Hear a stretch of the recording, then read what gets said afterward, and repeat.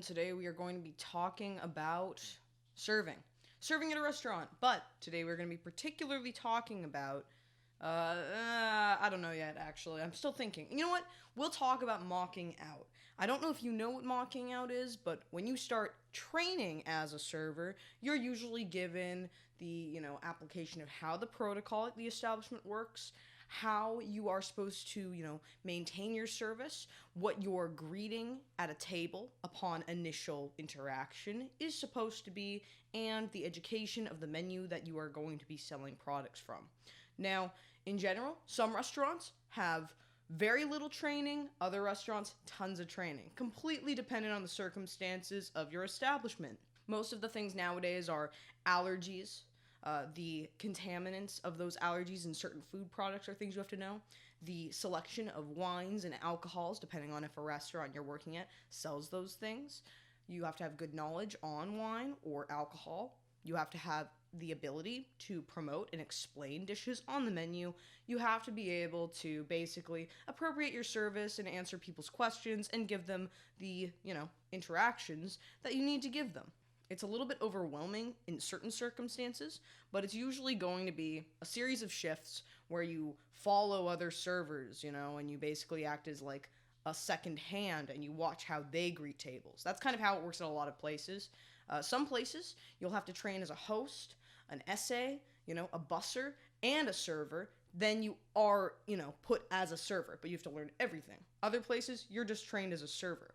A lot of places that are really high end will want you to train as a busser or an SA, a server assistant, and then you will be later promoted as a server once you are kind of like verified as being loyal or whatever. Or maybe you'll be stuck in the position forever. Nobody knows until you know. And if you don't know, join the club, honestly, because none of us know.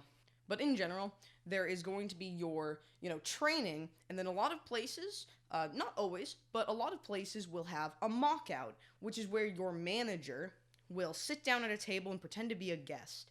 And it's like role play, but not fun kind of role play, not like good role play.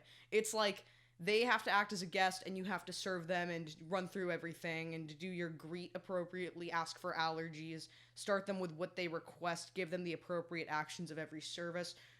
Say you have to put coasters down before you put down water. If you miss that step, that might be a problem. If it's like, hey, you have to decrumb a table, that might be a problem. You have to just make sure that you act accordingly with what you've been trained as.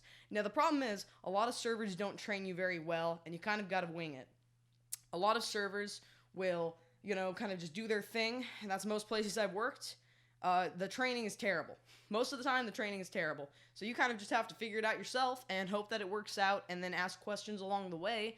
And then when it comes to your mock, you do your mock, and hopefully you pass. A lot of the time, it's not that bad. For the first serving job I ever had, I failed my first mock out, mainly because I was too nervous, couldn't open a bottle of wine properly. I sucked. I absolutely sucked.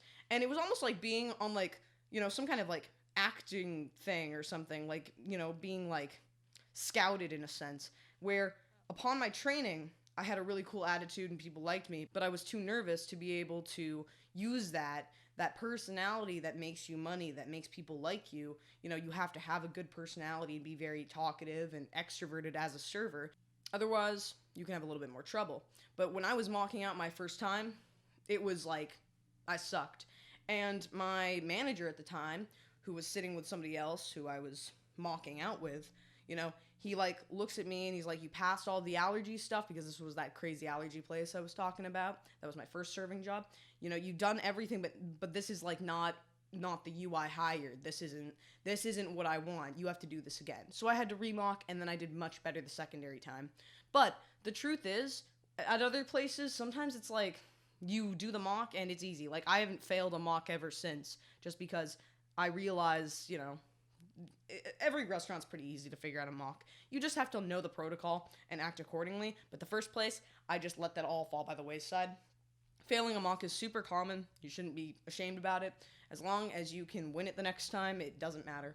But the other thing I have to point out is, when you're training, you're usually just paid base minimum wage. You don't get tips. The server you're training with will get their tips. You will just get minimum wage. That's typically how it goes. But here's the truth about mocking versus like actually serving. Depending on the circumstances, depending on how much you're sad, like say you're triple sad, there's no way you're going to do a proper greet with those people because you're triple sad.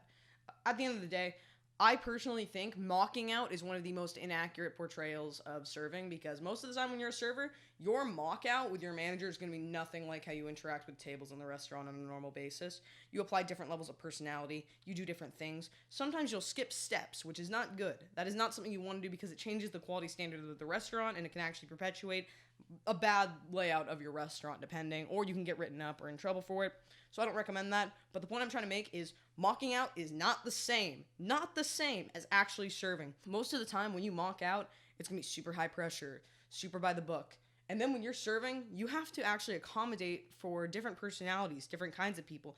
Some people just come in, they're like, I already know what I want. I want this, all this stuff. Don't you dare, give me suggestions. I don't want to hear about you trying to upsell me. I want these things, and then I'm going to get the bill, and then I'm going to go, and I'm probably going to tip whatever.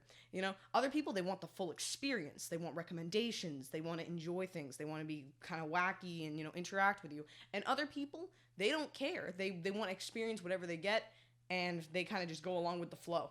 It just depends on the circumstance, but it's nothing like mocking out. And that's my personal opinion, but that's usually what I've seen from most people.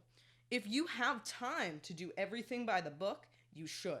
But there are certain instances where, say, you're understaffed or something crazy happens. All of a sudden, there is a pretty solid chance that your initial greeting is going to be different from the one from your mock-out and all that stuff because you just can't maintain it. You can't maintain it upon crazy seating or, crazy understaffing or anything like that. You just got to get these people fed. You got to get them their food and drink. You got to do what they want. You got to, maybe you can't do coursework because you're like, hey, I don't have time to grab the full order from this table because it's going to take them longer, so I'm going to start them with apps and I'll come back for their entree. The most appropriate thing is to play by the book as much as possible. But there are a lot of instances where you just can't play by the book. And it's a very short video today, but I figured I would kind of run through all of that because we don't really have a good explanation as to how training goes upon being a server. It's very subjective. It's predominantly dependent on your restaurant. It's always your restaurant, what your restaurant protocols are going to be, how it's going to go for you. It's completely dependent on that one establishment or the chain that you're working for. But it's an interesting concept, and I would still say that, as long as the training isn't too nightmarish, or if, the money's good enough, stick with it, see how you get it. It could always be worse. And if you don't like a restaurant, don't stick around. Go to the next one. There's thousands of restaurants you can choose from, depending on where you live. But there's always going to be a restaurant for you or a job for you in the service industry. Maybe you don't want to be a server. Maybe you want to be a busser. Maybe you want to be a host. Maybe you want to be a bartender. And maybe you want to be a manager.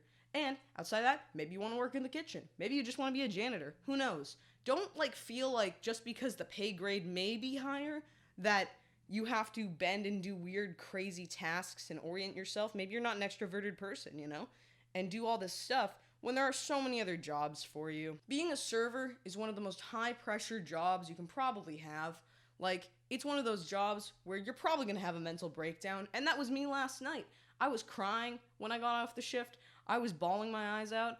I went home, and I'm still crying now. I cried this morning. It was probably the worst shift I've ever had in my entire life at this establishment thus far, and I'm not going to go into details, at least not yet. I'll talk about it later. But in general, it's a stressful job. Some people can't handle that level of stress. Personally, I don't even know if I can handle that level of stress. I just feel kind of like it's a desperate situation where I have to work as a server right now because I don't have any other qualifications. And the money is better when I have no qualifications than other jobs that have no qualifications. I'd rather be a server than work at a Walmart or a Wendy's. But at the end of the day, it's not really where I want to be at. I've worked at places where there have been people who've been serving for 25 years, and now they're in their 60s. And when I think to myself, I'm I don't want to be in that position. I want serving to be temporary. It's one of those temporary industries. Restaurants go up, they go down. You have to find another job. You're bouncing from job to job. You have to move. You're bouncing from job to job. You have to appropriate yourself, change in accordance with the establishment. And that's not dissimilar from other kinds of jobs, Adaptation comes with various jobs. Stress comes with various jobs. But this is one of the industries where people dip in and out way more than they stick around. It's rare when you do have a server who's been around for 25 years. It's more common that people are there for like 6 months, someone gets fired, someone gets another job, someone gets moved, whatever. In general, if you don't want to serve, don't serve. But, whatever. Anyways, that's serving nerve. So, yeah. That's the video. I hope you enjoyed it. I know it was short, but whatever. Anyways, I will see you when I see you, my dudes. Slater.